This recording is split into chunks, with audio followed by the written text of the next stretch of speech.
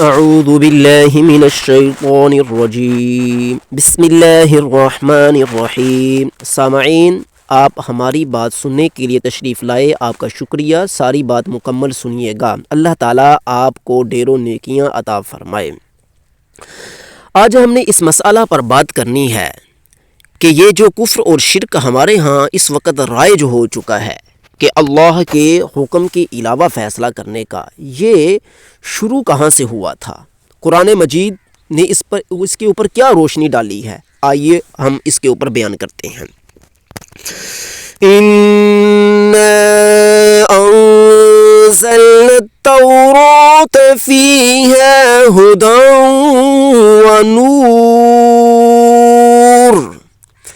ہم نے تورات کو نازل کیا، اس میں ہدایت و نور رکھا، اس میں ہدایت و نور تھی۔ وہ تورات ہدایت بھی تھی اور نور بھی تھی۔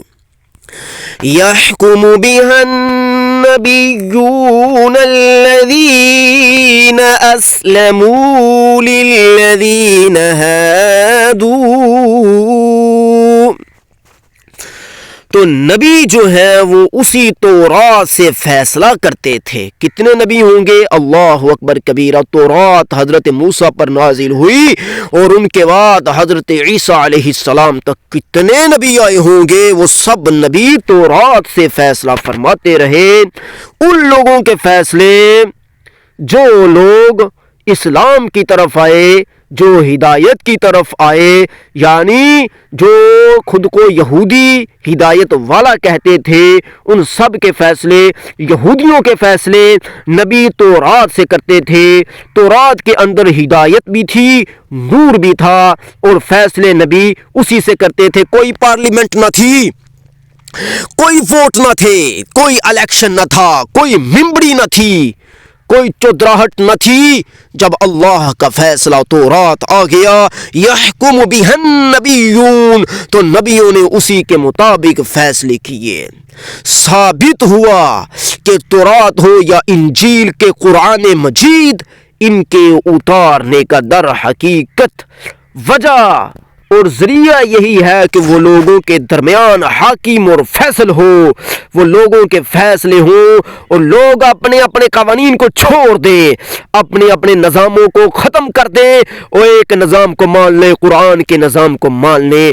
اور جس بندے نے قرآن کے نظام سے منہ پھیرا، پرچیوں کی طرف گیا، ووٹوں کی طرف گیا، الیکشن اور ممبری کی طرف گیا، اس کے بارے میں بھی آگے اللہ تعالیٰ کیا فرماتا ہے وہ اب خود سنیے گا۔ ذرا آگے چلتے ہیں۔ اللہ فرماتا ہے وَالرَّبَّانِيُّونَ وَالْأَحْبَارُ بِمَا اسْتُحْفِظُوا مِنْ كِتَابِ اللَّهِ۔ ربانیین، پادری، والاحبار، فقیہ۔ اللہ فرماتا ہے پادریوں، عالموں، فقیہوں، کن کے؟ یہودیوں کے۔ بِمَسْتُحْفِظُوا، ان کے ذمہ لگایا گیا تھا کہ وہ کتاب اللہ کی حفاظت کرے، یعنی کہ وہ لوگوں کے درمیان کسی اور نظام کو نہ آنے دیں، وہ صرف اسی نظام کو رکھیں، جبکہ ان سے وہ حفاظت بھی نہ ہو سکی۔ اس سے ثابت ہوا کہ فقیہ اور پادری یہ پہلی امتوں میں بھی تھے، ربانیون اور احبار، جن کا کام یہ تھا کہ وہ کتاب اللہ کے مطابق لوگوں کو اس کی تعلیم دیں اور لوگوں کو اس کے اوپر لگا کر رکھیں، کسی اور راستے کی طرف نہ جائیں۔ لیکن آج کیا ہے؟ آج کیا ہو رہا ہے؟ اللہ اکبر کبیرہ۔ ذرا آگے دیکھیے، آیت نے اس کے اوپر روشنی ڈال دی ہے۔ فرمایا فَلَا تَخْشَوُا النَّاسَ وَاخْشَوْنِ وَلَا تَشْتَرُوا بِآيَاتِي ثَمَنًا قَلِيلًا۔ ربانیون، پادریوں، والاحبار اور فقیہوں، عالموں سے ہم نے کتاب اللہ کی حفاظت چاہی۔ اللہ فرماتا ہے میں نے اپنی کتاب کی حفاظت ان کے ذمہ رکھی کہ اس کی حفاظت کرو۔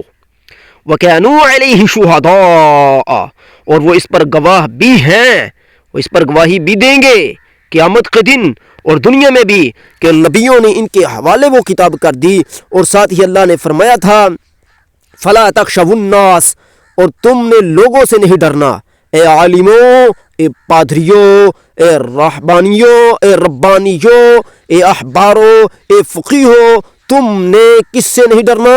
فلا تخشوا الناس، لوگوں سے نہیں ڈرنا، واخشون، مجھ سے ڈرنا ہے، ولا تشتروا بآیاتی ثمنا قلیلا، میری آیتوں کو چند ٹگوں کے بدلے نہ بیچنا، میری آیتوں کو چند ٹگوں کے بدلے نہ بیچنا۔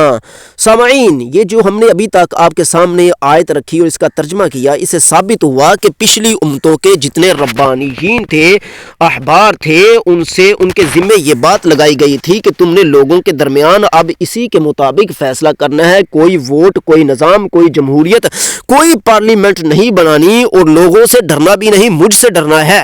اور اگلی ساتھ ہی یہ بھی فرما دیا گیا کہ تم نے میری آیتوں کو بیچنا بھی نہیں ہے، یعنی قرآن سے ہٹ کر یا قرآن کے اندر یا تم نے میری تورات یا انجیل کے اندر ایسی تعویلات نہیں کرنی کہ جس سے وہ بدبختوں کا کلیجہ ٹھنڈا ہو جائے اور حق کا ساتھ دینے والا کوئی نہ رہے۔ آگے اللہ فرماتا ہے، اور جس نے ایسا نہ کیا، وَمَن لَّمْ يَحْكُم بِمَا أَنزَلَ اللَّهُ، اور جو اللہ نے نازل کیا اس کے مطابق جو فیصلہ نہیں کرے گا، جو نہیں فیصلہ کرتا جو اللہ نے نازل کیا، فَأُولَئِكَ هُمُ الْكَافِرُونَ، وہ کافر ہیں، وہ کافر ہیں، وہ کافر ہیں۔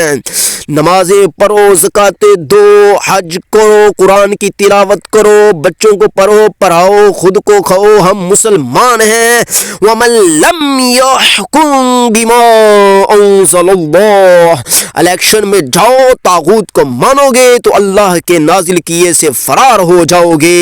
نہ طاغوت کے سہارے اسلام آ سکتا ہے، نہ قرآن آ سکتا ہے۔ کیا آ سکتا ہے؟ ہم الکافرون، کفر آ سکتا ہے، کفر آ سکتا ہے۔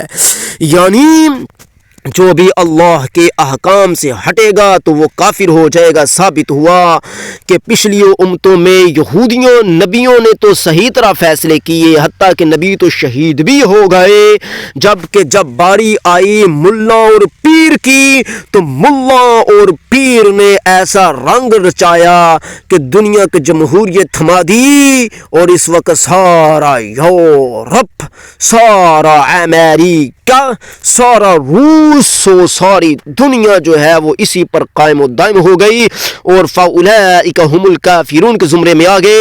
اور جو کلمہ گو خود کو مسلمان کہتے ہیں، جب انہوں نے بھی انہی کے نظام کو نافذ العمل بنا دیا تو وہ بھی اسی کے زمرے میں آ گئے۔